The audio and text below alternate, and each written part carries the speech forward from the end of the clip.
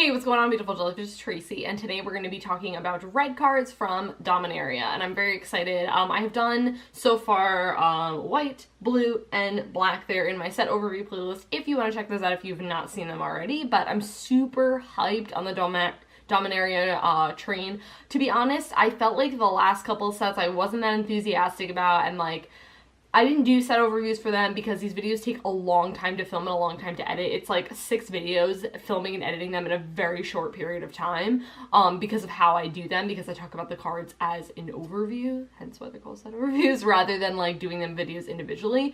And I wasn't really that enthusiastic about a lot of the sets. I mean, of course there are gems in everything. There's super sweet cards, but as a whole, you know, I'm someone who gets super hyped over commons and uncommons and things like that. Like, oh, this card's a bomb limited card, you know, and it's only a common. So, you know, the last couple sets were decently underwhelming for me. Red, I think red's pretty okay. White and black so far are my favorites, and then I think there's just, of course, always going to be amazing golden cards and artifacts in this set, so that video is going to be really exciting to film when I get to it. But red seems pretty good. I think the Goblin synergy is really fantastic, but other than that, red decently underwhelming. The cards that I picked, though, I think are just amazing, but the other cards I'm a little meh about, but we'll see how it plays out. The first card I want to talk about is Jaya Ballard. I'm sure lore fans are probably excited to see this. Me, however, I'm like, cool, another Planeswalker. Okay, so she is a 5 mana, and she starts out with 5. She's got 2 upticks, which I love. I think that's really amazing. I've always really appreciated that. Her first uptick is you add triple red to your pool. So technically, if you do that right away, she costs 2 mana, which is amazing. But you can only, but you can only spend that to cast instants and sorceries, which is fine with me. I think that's sweet. And then her other uptick, though, however, say like you don't have any instant sorceries or you just don't want to use that uptick, you can discard up to 3 cards and draw that many cards. I really love this ability. I love the fact that it says up to 3 cards. So if you have precious cards in your hand that you don't want to get rid of, you know, that's totally fine. You don't have to, you know, get rid of those, which I think is amazing. So if you're like, I only have, you know, I only have 4 cards in my hand, I don't want to pitch away 3, I'm going to pitch away 2, you know, draw many cards. I like that. And then her emblem is really sweet. Her ult is -8. You may cast instant or sorcery cards from your graveyard. And if this card will be put into your graveyard, you exile it instead. So really, really fantastic. I just think she's a really fantastic limited bomb. Definitely pack 1, pick 1-able. She's amazing.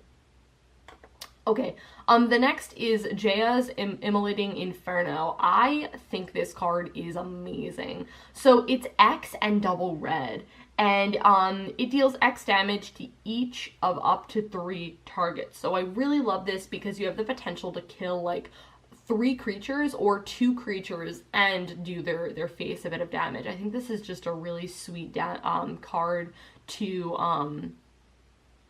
just really kind of do a mini kind of board wipe situation or just get rid of the really big threats on your opponent's side of the board. And then if they only have 2 threats or you only really care about 2 threats, then you deal with that and then you can just do their face a lot of damage. I think this card is an absolute house. I think one of the best red cards. It's amazing. Love it. Okay, then we have Verix Bladewing. This is a pretty sweet dragon. So it's 4 mana, 4/4 flyer. I mean, come on, that's freaking amazing. And it does have kicker, so you can pay an additional 3. So you could pay an additional for a total of 7 mana. It enters the battlefield. If it was kicked, you get a legendary 4/4 red dragon creature token with flying. I think this card is really sweet because you're paying 7 mana total to get 8 power, but it all has flying, and I just think that is amazing. I really, really love the whole kicker thing, I would say, being brought back. I think it's such a sweet thing, and it really adds to the mid-range aspect of playing limited, which I think I'm a huge fan of, because, you know, you play this and it's a really great card. Like, you don't really want to cast it on turn 4, but like casting it turn 7, you know, plus is just really amazing, getting so much power on the board. I think this card's just really incredible. Definitely something to look out for. Okay, then we have Haphazard Bombardment. I love the name of this card and the flavor. I just think it's really sweet. I did have to do a double take when I read this. I was a little like, wait, hold up. Okay, so it is a 6 mana enchantment. Now, I've said this before, but enchantments have to be damn good to impress me, and this one does, because it's kind of like a board wipe, and I think it's sweet. So, And it's kind of like a little bit of a chaos card, and normally I hate chaos cards, but I think this is really cool. So it enters the battlefield, you choose 4 non-enchantment permanents you don't control, and you put an aim counter on this. What I really like about this is this deals with so many things in, you know, that you want to be dealing with pretty much, because you can deal with anything that's not enchantments. You can deal with planeswalkers. Hello, that's sweet. You can deal with creatures. It does say non-enchantment, so you can deal with lands if you need to go there for some reason. You know, artifacts, you know, whatever. So you can deal with everything that's just non-enchantments, which I just think is sweet. And you put these aim counters on them. So you can also choose up to 4. I'm sorry. Choose 4. Sorry, you have to choose 4. Okay. At the beginning of your end step, if 2 or more permanents you don't control have an aim counter on them, you destroy one of those permanents at random. So it's basically like a free 6 mana, you destroy 4 permanents. This card's busted. This card's absolutely nuts. Yeah, you have to wait a little bit, you know what I mean? Because you have to wait until 4 end steps to theoretically clear away those threats. But come on. This is so good. I think this card's sweet. Okay, we talked a little bit about goblins earlier, and I think goblins are really fantastic. So first up, we're talking about Siege Gang Commander. Card's amazing. Card's busted. So it's 5 mana for a 2/2, but when this enters the battlefield, you create 3 power pretty much. So you're getting 5 mana for 5 power. And then it's got 2 mana to sack a goblin, and Siege Gang deals 2 damage to any target. So you can just kind of deal 2 damage to your opponent, or you can deal 2 damage to their creatures. Card is absolutely incredible. I'm super happy to see this card being reprinted. I think with, you know, I love how it synergizes with itself, and kind of what I mean by that is the fact that, you know, if he didn't make tokens, for example, having that last ability tacked on is kind of meh. But I think what's really incredible about this card is the fact that he creates 3 tokens. So if they're not doing anything, like they're not helping you out really in any way, shape, or form, you could just sack them and deal theoretically 6 damage somewhere. And then if someone goes to blow him up, you just sack him in response. Card's great. Love it. Okay, then we have Two-Headed Giant. This card makes me laugh. Just I think of the flavor, I would say, of it makes me laugh. So it's 4 mana for a 4/4. When it attacks, you flip 2 coins. Interesting. If both come up heads, it gains double strike. If it both comes up tails, it gains menace. So I guess if they come up different, nothing really happens. But you have a decent chance. So you're either gaining double strike to make it an 8/8, which is amazing, or you're gaining menace, which I just think is a really sweet mechanic.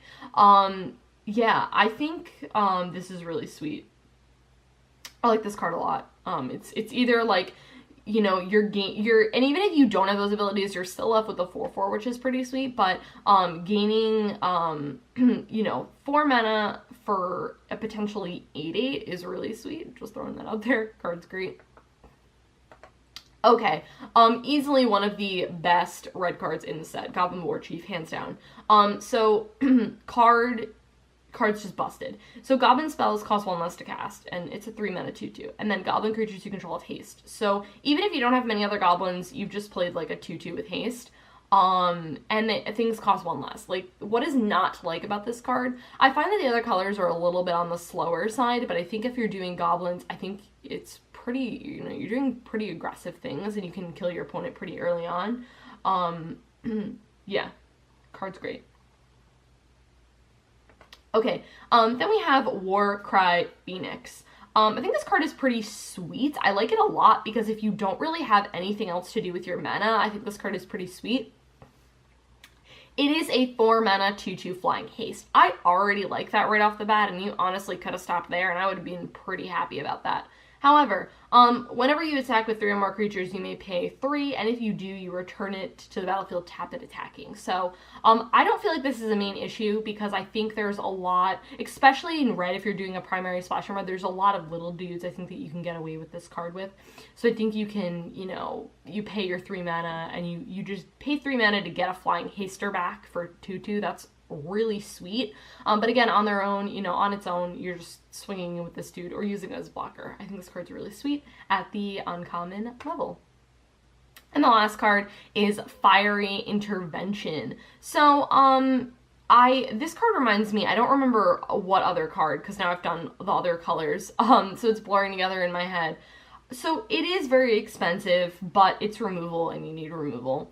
But what I like about it is that it has the 5 damage to target creature. So you're 5 mana for 5 power, 5, damage. So that's not awful. It's not great, but it is what it is. But you also get to destroy target artifact if you need to, which I think is very important in the set when artifacts are really great. There's going to be a lot of them everywhere. And I like this too because, again, I feel like sometimes artifacts and enchantments, that is pretty much what they only do, and they only are reserved for sideboard, but you have main board artifact removal when you play this card. And also important thing to note is it is at the common level, so you're going to be seeing this a lot. Yes, it's 5 mana, and that does honestly suck, but it's removal and you need it, and it's very important. So yeah, guys, that is it. That is it for talking about red cards. Check out my video tomorrow, which I will be talking about, what's the last? Green cards. And I'll see you guys then. Bye!